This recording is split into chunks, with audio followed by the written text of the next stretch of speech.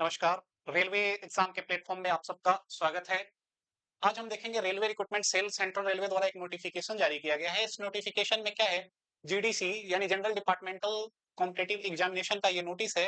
इस नोटिस के अकॉर्डिंग आपको 22/4/2026 यानी कि 22 अप्रैल से 21 मई तक इस फॉर्म को आप लोग फिलअप कर सकते हैं। टाइमिंग है 11 बजे 22 तारीख को 11 बजे से लेके और 21/5 यानी 21 मई को 18 बजे तक आप ये फॉर्म को फिलअप कर सकते हैं। इसमें वेरियस टाइप्स के पोस्ट हैं, जैसे एएलपी है, टेक्नीशियन है, जूनियर इंजीनियर है, नर्सिंग सुपरिटेंडेंट है, goods train manager, station master, commercial clerk, ticket clerk, account clerk, ऐसे मिला के टोटल 1535 पोस्ट रिलीज किया गया है।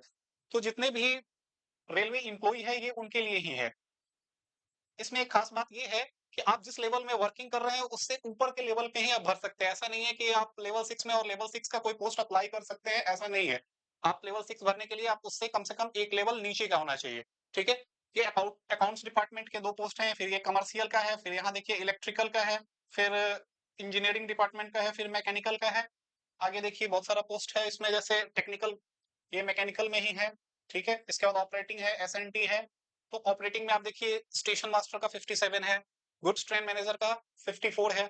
ऐसे ही अगर आप एएलपी का भी देखें तो काफी अच्छा वैकेंसी है। एएलपी का असिस्टेंट लोको पायलट देखिए, ये 476 और टोटल कितना है 908।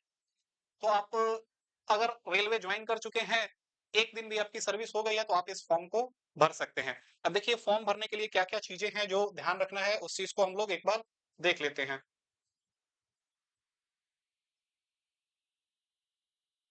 ऑनलाइन रजिस्ट्रेशन करने के लिए देखिए क्या-क्या चीज़ों को मतलब कैंडिडेट के पास होना चाहिए। Candidate should be a regular employee of central railway. No minimum service. Service कितनी है इससे कोई लेना-देना नहीं है। बस होना क्या चाहिए? रेलवे का रेगुलर एम्प्लॉयी होना चाहिए। ठीक है? कैंडिडेट हू हैव रिजाइन्ड और ट्रांसफर्ड, जो रिजाइन कर दिए या ट्रांसफर हो गए वो नहीं भर सकते हैं। Before filling the online application candidates are advised strongly read the all instruction. Instruction को एक बार आपको पढ़ लेना है। ठीक है? देखिए इसमें क्या है, जो टेक्निकल पोस्ट है उसके लिए एक ही फॉर्म आप डालना है, उसमें आप प्रेफरेंस दे सकते हैं। एलिजिबिलिटी हम लोग एक बार नीचे जाके चेक करेंगे क्या क्या इसका एलिजिबिलिटी है पोस्ट वाइज। जो आपका नॉर्मल एनटीपीसी में होता है वही पोस्ट, वही क्वालिफिकेशन आपका स्टेशन मास्टर और गुड्स गार्ड के लिए है।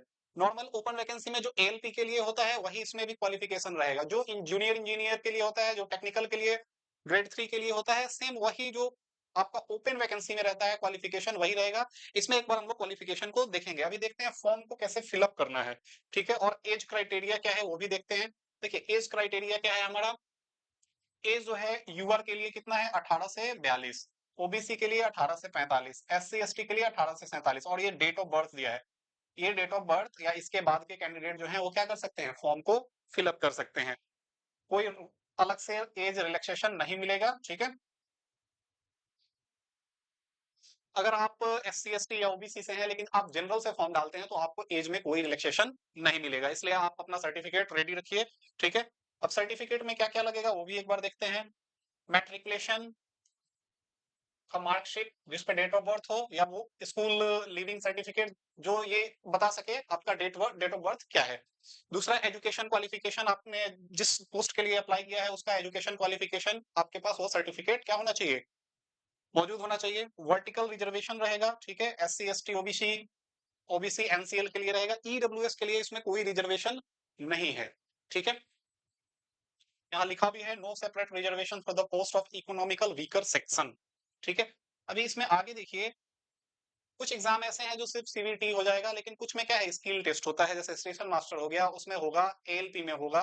ठीक है? तो इन सारे पोस्ट में आपको दोबारा एग्जाम देना है, यानी कि 2 एग्जाम होंगे उसमें। देखिए एएलपी पोस्ट है, इसमें 120 मिनट का है, 100 क्वेश्चन होंगे। मैथ्स का सिलेबस वही है जो आपका ओपन वैकेंसी में रहता है, वही आपका ये जनरल इंटेलिजेंस और रीजनिंग में भी है, और साइंस का भी रहेगा। ठीक है? और ट्रेड से क्वेश्चन तो आपका रहेगा ही रहेगा। ठीक है? कैंडिडेट जो है 8 टाइम्स लिए जाएंगे। जो भी सीबीटी एग्जाम होगा उसमें क्या किया जाएगा, 8 टाइम कैंडिडेट्स को लिया जाएगा, बाद में उनका स्किल टेस्ट होगा, मेडिकल होगा, उसके अकॉर्डिंग उनको सेलेक्ट किया जाएगा। ठीक है? फॉर्म कैसे फिलअप करना है वो देख लेते हैं। ठीक है? टेक्निकल पोस्ट जितने भी हैं उसके लिए सिर्फ एक ही फॉर्म डालना है आपको। जूनियर इंजीनियर के लिए भी एक ही डालना है, उसमें आपको कैटेगरी मिलेगा, उस कैटेगरी के अकॉर्डिंग अपना क्वालिफिकेशन डाल के आप कर सकते हैं। ये सब सिलेबस है। परसेंटाइल का मेथड इसमें यूज किया जाएगा। देखिए goods train manager, station master, junior account assistant कम टाइपिस्ट के लिए देखिए एग्जामिनेशन कैसा होगा। जनरल अवेयरेंस जो होगा वो 50 नंबर का, मैथमेटिक्स जो होगा 35 का होगा, और रीजनिंग जिसको हम बोले वो भी 35 का होगा, टोटल 120 मार्क्स का होगा। ठीक है, सिलेबस यहाँ दिया हुआ है, आप देख सकते हैं। मैथमेटिक्स में number system, decimal, fraction, LCM, HCF, ratio and proportion, percentage, mensuration, time and work, time and distance, simple and compound interest, profit and loss, elementary algebra, geometry, trigonometry और एलिमेंट्री स्टैटिक्स। सिलेबस तो वही है जो open vacancy में रहता है, लेकिन यहाँ पे थोड़ा सा उससे क्या रहता है, इजी रहता है। ठीक है, तो आप अगर अच्छा से मेहनत करते हैं तो आप इजिली इसको क्रैक कर सकते हैं, क्योंकि इसमें सिर्फ सेंट्रल रेलवे के एम्प्लॉय ही भाग लेंगे। ठीक है, ओपन वैकेंसी में ऑल ओवर इंडिया के लोग भाग लेते हैं, लेकिन इसमें आपके एम्प्लॉय ही भाग लेने वाले हैं। देखिए सीबी, देखिए sir computer based aptitude test भी है सीबीटी होने के बाद, किसके लिए, स्टेशन मास्टर के लिए, जिसको हम लोग साइको टेस्ट भी कहते हैं।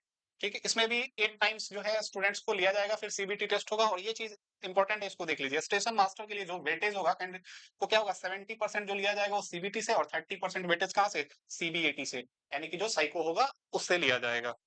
ठीक है, बाकी कुछ पोस्ट के लिए टाइपिंग वगैरह है वो भी है यहाँ पे। यहाँ लिखा हुआ है कंप्यूटर बेस्ड टाइपिंग स्किल, ये किसके किसके लिए है, देखिए जूनियर अकाउंट असिस्टेंट कम टाइपिस्ट, इनके लिए क्या होगा, कंप्यूटर बेस्ड टाइपिंग टेस्ट होगा। ठीक है, गुड स्ट्रेंथ मैनेजर के लिए कोई स्किल टेस्ट नहीं है, जूनियर अकाउंट असिस्टेंट के लिए कंप्यूटर बेस्ड टाइपिंग होगा, स्टेशन मास्टर के लिए क्या, एप्टीट्यूड टेस्ट होगा, जिसको हम लोग साइको बोलते हैं।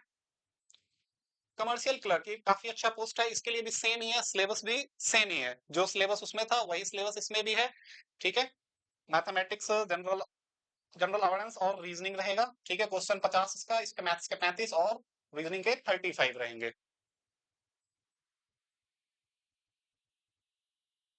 इसमें देखिए क्या है, computer based typing, commercial clerk come ticket and clerk, इसमें क्या है, स्किल टेस्ट नहीं है, लेकिन इन दोनों में है, अकाउंट क्लर्क कम टाइपिस्ट और जूनियर क्लर्क कम टाइपिस्ट। टाइपिस्ट लगा है तो कंफर्म है कि इसमें टाइपिंग टेस्ट होगा, लेकिन कमर्शियल क्लर्क कम टिकट क्लर्क है तो इसमें क्या होगा, आपका स्किल टेस्ट नहीं रहेगा। ये नर्सिंग के लिए है। अब देखिए जनरल इंस्ट्रक्शन है, अगर कोई आईटीआई वगैरह किया है तो उसके लिए सबको कैटेगराइज किया हुआ है, डिप्लोमा वाले अलग, इंजीनियरिंग क्वालिफिकेशन वाले अलग, जब आप फॉर्म फिलअप करेंगे तो उस कैटेगरी वाइज आपको फिलअप करना है। ठीक है, minimum percentage of mark for eligibility in the various category, UR के लिए कितना चाहिए, 40%, अगर ओबीसी में आप हैं तो 30%, एससी में तो 30% और एसटी में तो 25%। नेगेटिव मार्क रहेगा, 1/3 जो है वो नेगेटिव मार्क रहेगा इसमें। इंपॉर्टेंट चीज जो है वो आपको एक बार बता देते हैं, डेट ऑफ एग्जामिनेशन अभी पब्लिश नहीं हुआ है, वो बाद में किया जाएगा। मेन ये आपका रजिस्ट्रेशन कैसे करना है, देखिए जो भी वेबसाइट पे जाएंगे हम आरआरसी के, ठीक है, उसके बाद क्या करेंगे, click on the new registration link, नया रजिस्ट्रेशन लिंक पे, जो जीडीसी का लिंक है उस पे जाके और न्यू रजिस्ट्रेशन लिंक पे करेंगे, फिल एम्प्लॉय आईडी, आप अपना आईडी और डेट ऑफ बर्थ डाल के क्लिक करेंगे, आपका सारा डिटेल वहां आ जाएगा। ध्यान रखना है कि जब फॉर्म डाले तो आपके पास एक अपना पर्सनल मोबाइल नंबर हो जो हमेशा एक्टिव रहे, और एक ईमेल आईडी होना चाहिए। ठीक है, वो आपको रखना है और वो फ्यूचर में आपको काम करेगा। इसके बाद इंस्ट्रक्शन देखिए अपने पास क्या क्या रखिए, scanned copy of photograph, signature, certificates in the proof of date of birth, education, technical qualification and caste certificate, इसको आप अच्छे से बना के एक कॉपी रेडी रखिए एप्लीकेशन फॉर्म डालने से पहले, क्योंकि इन सबको लगाना होगा, अपलोड करना होगा। Proof of the date of birth age mentioned, date of birth के लिए आप 10th का सर्टिफिकेट का यूज कर सकते हैं। फिर सर्टिफिकेट ऑफ एजुकेशन क्वालिफिकेशन, अगर एससी एसटी कम्युनिटी से हैं तो उसके लिए, ओबीसी से हैं तो लेटेस्ट आप बनवा के रखिए और एप्लीकेशन सबमिट कीजिए। In the end candidates have to submit the declaration, उसके बाद एक डिक्लेरेशन रहेगा उसको भी क्लिक करना होगा। तो ये आपका हो गया, कुछ इंस्ट्रक्शन दिया है, फोटोग्राफ वगैरह कैप नहीं होना चाहिए, तो सबको पता है, क्योंकि जो एम्प्लॉय है उसको सब पता है कि कैसा फोटो खिंचाते हैं।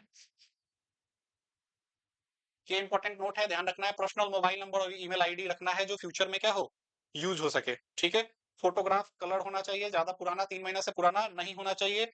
और यहाँ पे एक खास इंस्ट्रक्शन दिया है, उसको आप देख लीजिए। फोटोग्राफ जो भी होगा, the size of the uploaded photograph should be up to 70 KB, 70 KB से क्या होना चाहिए, ज्यादा नहीं होना चाहिए।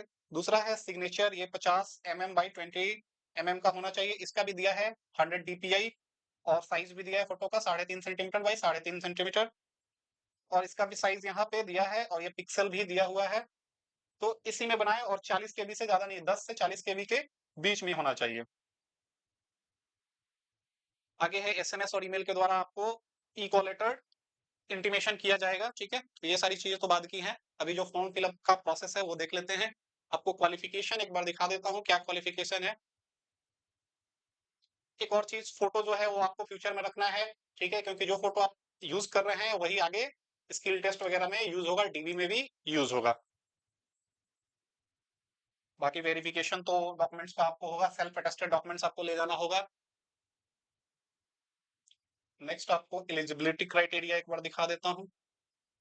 देखिए, जूनियर इंजीनियर इलेक्ट्रिकल टीआरएस यहाँ पे दिया है उसका, 3 year diploma in mechanical electrical, जो है जिस डिपार्टमेंट में आपने जो क्वालिफिकेशन किया है एक बार इसको देख लीजिएगा, यहाँ 1 से 9 तक।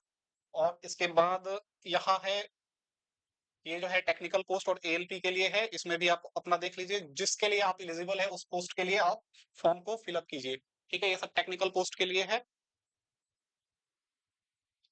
असिस्टेंट लोको पायलट के लिए देखिए, मैट्रिकुलेशन प्लस आईटीआई चाहिए, एनसीबीटी या एससीबीटी से होना चाहिए। बहुत सारे ट्रेड है, इन सब में से अगर कोई भी आपका ट्रेड है तो वो ट्रेड के लिए आप भर सकते हैं। आगे नर्सिंग के लिए भी दिया हुआ है, 3 ईयर का कोर्स होना चाहिए। स्टेशन मास्टर के लिए डिग्री होना चाहिए, ग्रेजुएशन।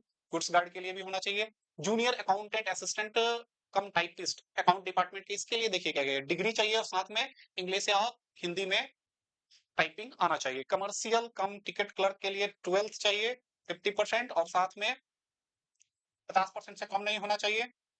और in case of SC ST और ये अगर है ऐसा, serviceman can who have passed qualification higher than 12th stage +2।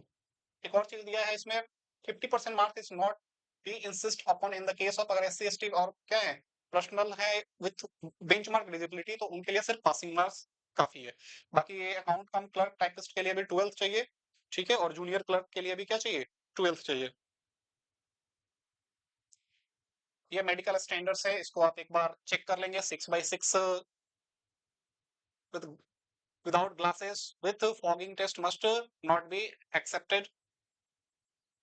ये मेडिकल सर्टिफिकेट आप जरूरत पड़ता है असिस्टेंट लोको पायलट के लिए क्या, 6x6 का, तो आपको पहले से भी बनवा के रख सकते हैं, या फिर आपका मेडिकल जब टेस्ट होगा तो उसमें भी आपको ये टेस्ट लिया जाएगा। वैसे आप एक पहले से भी बनवा के रख सकते हैं जब आपका मेडिकल हो उससे पहले। बाकी ये स्क्राइब वगैरह अगर है तो वो आगे ओबीसी SC ST सर्टिफिकेट कैसे है उसका भी फॉर्मेट दिया हुआ है, एक बार आप नोटिफिकेशन को अच्छा से देख लेंगे अप्लाई करते समय, ठीक है। ये है letter of undertaking by the person having less than 40, ये डिसेबिलिटी वाले के लिए है, अगर किसी प्रकार की डिसेबिलिटी है तो उसका सर्टिफिकेट आपको बनवाना है। ये certificate regarding the physical limitation और एग्जामिनेशन राइट उसके लिए दिया हुआ है।